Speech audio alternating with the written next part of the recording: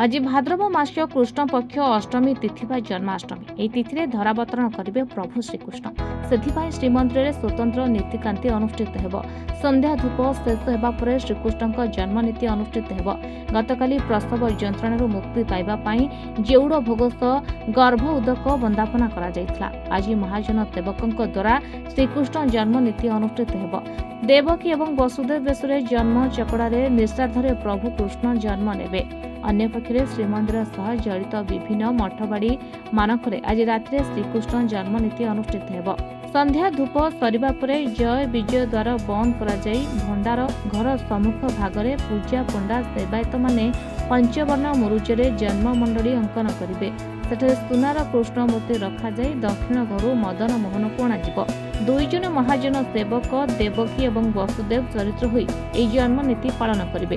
परे मदन मोहन को नाभिकटा मंडप को नियाजाई कृष्ण जन्म ठारू उपनयन पर्यंत नीति अनुष्ठित हेब। सेहीपरि जगमोहन निकटरे एक दोली रे मदन मोहन को रखा जाए श्रीकृष्ण जन्म नीति शेष करा। आज ठारू श्रीकृष्ण जन्म नीति आरंभ होई कंस वध लीला नीति पर्यंत चालू रहब।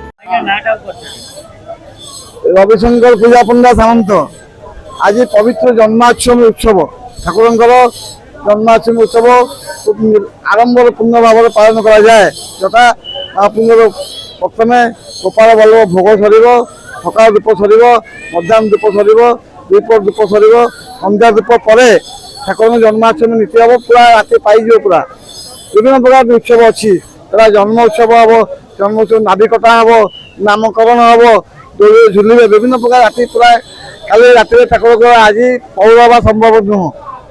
जय जगन्नाथ श्री श्री जगन्नाथ महाप्रभुंकर पावन पवित्र पुरुषोत्तम क्षेत्र में महाप्रभुंकर जिते गुड़िए नीतिकांति रही आज प्रसिद्ध जन्माष्टमी जहाँकि श्री जगन्नाथ मंदिर रे अनेक नीतिकांति संध्या धूप पर महाप्रभुंकर अणसर पिंडी जहाँकि जन्म चकड़ा रही सर्वत्र भद्रमंडल जन्ममंडल कटा जाए एवं भगवान श्री जगन्नाथ महाप्रभुंकर विधि विधान अनुसार श्रीमंदिर रे जहाँकि होचंती सामंत पूजा पंडा प्रतिमापत्र मुदिरस्थ पारंपरिक सेवक माने रही महाजन सेवक दुई जन रहती एवं वसुदेव देवकी भाव में प्रतिनिधित्व करने सहित जन्म नीति अनुष्ठित हुए एवं जन्म नीति से पारंपरिक विधि रे करागला परे 9टी पंक्ति भोग अच्छी एवं 9 जनकर पंक्ति भोग सहित भगवान मदन मोहन श्रीकृष्ण भाव में जगन्नाथंकर आज्ञामाल पाई उपवेशन करने पर नीतिकांति अनुष्ठित होब एवं ता परवर्ती पर्याय महाप्रभुंकर जहाँकि जिते गुड़िए नीतिकांति रही जमुना नदी बोली कह जाए श्रीमंदिर गोटे स्वतंत्र स्थान अच्छी से स्थान को बेहराकरण उपरे अनंत को धरी जाती भगवान श्रीकृष्णकर स्वतंत्र भाव होती मस्तक धारण कर वसुदेव जाती उग्रसेन बेसरे जड़े सेवक सी आसी रास्तार उगलिबे ये सब नीति श्रीमंदिर में पारंपरिक विधि विधान अनुसार अनुष्ठित हेबे।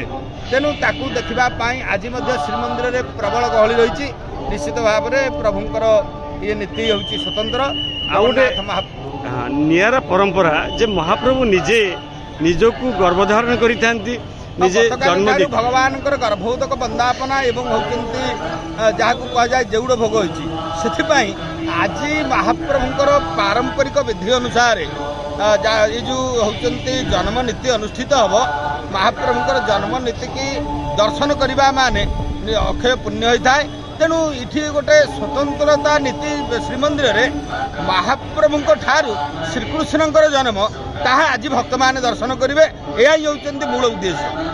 महाप्रभुंक लीला देखा श्रीमंदिर लगी भक्तों गहली चहली। आश्चर्यर कथा प्रभु निजे देवकी रूपे गर्भ धारण कर सरल प्रसव गतकाली जेउड़ भोग लगी गर्भ उदक वंदापना तबे आज महाप्रभु जन्माष्टमी दर्शन करने को आसी भिड़े दर्शन करि नांती जड़े महिला भक्त सिंहद्वार सम्मुखें मुरुजरे आंकुछंती चतुर्धा विग्रह। मुरुजरे प्रथमे जगन्नाथ प्रति छवि आंकुछंती। श्रीमंदिर में महाप्रभु को दर्शन कर न पारे कौन है निजे निज अंकित चित्र चतुर्धा विग्रह को दर्शन कर आशीर्वाद ग्रहण कर महिला भक्त। କ'ଣ କହିବେ ଆଜି ଏଇ ଜନ୍ମାଷ୍ଟମୀ ତ ମହାପ୍ରଭୁଙ୍କର ଜନ୍ମ ନୀତି ଆଜି ଅନୁଷ୍ଠିତ ହେବ ତ ଆପଣ ସେଇ ଅବସରରେ ଯେଉଁ ଜଗନ୍ନାଥ ମୂର୍ତ୍ତି ତିଆରି କରିଛନ୍ତି କେମିତି କ'ଣ ବହୁତ ଇଚ୍ଛା ଥିଲା ଆସିକି ଶ୍ରୀମନ୍ଦିର ଆଗରେ ଜନ୍ମାଷ୍ଟମୀ ଉପଲକ୍ଷେ କିଛିଟା କରିବାକୁ।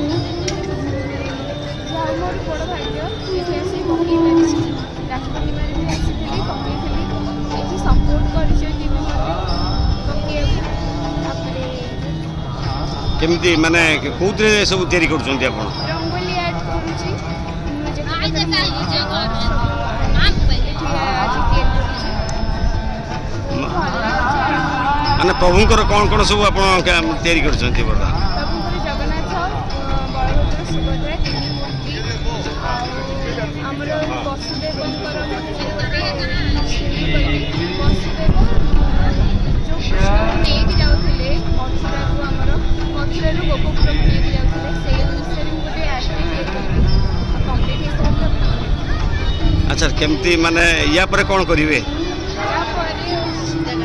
ତାପରେ ତ ତିଆରି ହେଇନି, ତିଆରି ଆଚ୍ଛା ଆଚ୍ଛା ପ୍ରଭୁଙ୍କର ଜନ୍ମଦିନ ପାଇଁ ଆପଣ କରୁଛନ୍ତି ନା କ'ଣ ଆଚ୍ଛା ଆଉ କ'ଣ କରିବେ ଆଜି ଲକ୍ଷ୍ୟ ରଖିଛନ୍ତି ଆଉ କ'ଣ କରିବା ପାଇଁ ଆଉ ତ ସେମିତି କିଛି ନାହିଁ କିଛି କରିବାକୁ।